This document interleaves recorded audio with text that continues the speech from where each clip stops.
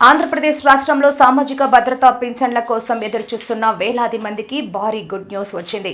కూటమి ప్రభుత్వం కొత్తగా ఎన్టీఆర్ భరోసా పింఛన్లు స్వీకరించేందుకు గ్రీన్ సిగ్నల్ ఇచ్చింది.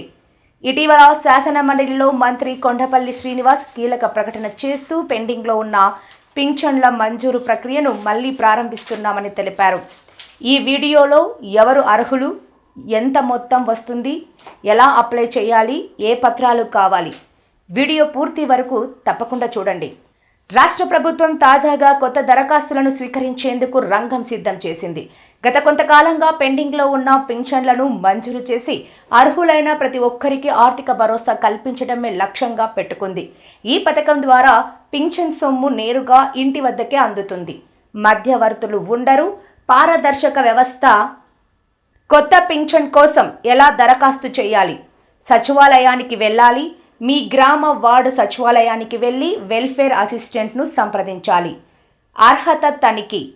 ప్రభుత్వం నిర్ణయించిన వయస్సు, ఆదాయ పరిమితుల ప్రకారం మీరు అర్హులో కాదో ధృవీకరించాలి.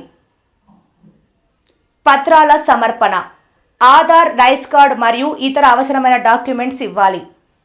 ఈ కేవైసీ ప్రక్రియ. వేలిముద్రలు లేదా ఐరిష్ స్కాన్ ద్వారా ఈ కేవైసీ పూర్తి చేయాలి. Field verification. సచివాలయ సిబ్బంది ఇంటికి వచ్చి పరిశీలన చేసి నివేదిక పంపిస్తారు. ఆమోదం. అన్ని సక్రమంగా ఉంటే కొత్త పింఛన్ కార్డు జారీ అవుతుంది. పింఛన్ రకాలు మరియు నెలవారీ మొత్తం.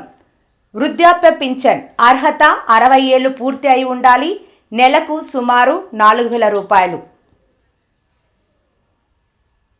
వితంతు పింఛన్. అర్హత 18 ఏళ్ల పైబడి విధవరాలు. నెలకు సుమారు 4,000. దివ్యాంగుల పింఛన్. అర్హత 40% కంటే ఎక్కువ వైకల్యం ఉండాలి. నెలకు సుమారు 6,000 రూపాయలు. ఒంటరి మహిళా పింఛన్. అర్హత గ్రామీణ ప్రాంతాల్లో 30 ఏళ్లు, పట్టణాల్లో 35 ఏళ్లు. నెలకు సుమారు 4,000. అవసరమైన పత్రాలు. దరఖాస్తు చేసే ముందు ఈ డాక్యుమెంట్స్ సిద్ధంగా ఉంచుకోండి.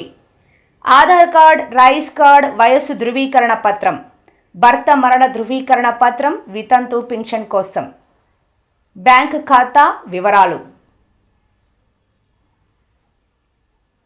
ఫ్రెండ్స్, మీరు లేదా మీ కుటుంబ సభ్యులు అర్హులైతే వెంటనే సచివాలయాన్ని సంప్రదించండి.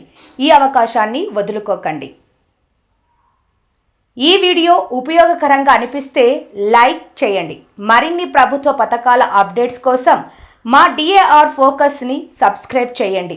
మీ ప్రశ్నలను కామెంట్స్లో అడగండి. ధన్యవాదాలు.